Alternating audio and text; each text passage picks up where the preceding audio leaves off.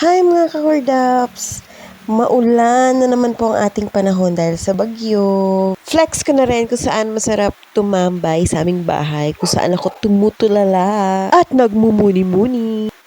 Dito lang yan sa aming attic area. Sheesh, may attic. Sana may attic area. Charla! Flex ko na rin guys ang aking mga halaman. Shout out sa mga gusto mag-sponsor dyan. Char! Beke naman. Tamang silip lang. Sige, titig. Diba? Lakas ng ulan talaga.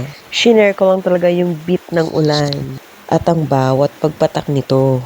Ang kulit mo, self. Ang kulit. Sisilip pa talaga sa ulan. Hindi maka-move on. Sige, hala. Ito pa. Hindi kinaya, kaya nilagyan ng ilaw. Flex ko lang yung mga yan na napabayaan, talagang tunay. Makakabawi din ako sa inyo in time. Chars. See? Yan, pabayaan na yung mga yan. Yan, nagkabuol-buol na. Hindi mo na alam ang nangyayari. See? Nagyakapan na silang tunay talaga dyan. Dito naman tayo sa kabilang side na, naku, ewan ko, wala ng mga dahon. Pero go lang, hanggat may ugat, may buhay. 'Di ba mga kakordaps? Ganun talaga yon. At dahil nga panay titig ko sa ulan, ako'y nakikiusap na sana'y lumabas na si Haring Araw dahil ang aking mga labada ay tambak na talagang tunay.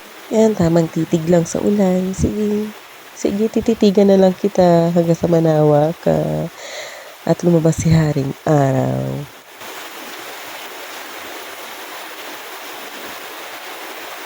Kaya bumalik na lang ako dito sa taas.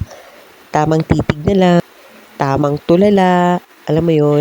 Basta tulala na lang muna for today's video. Thank you for watching guys. And keep safe everyone. Bye!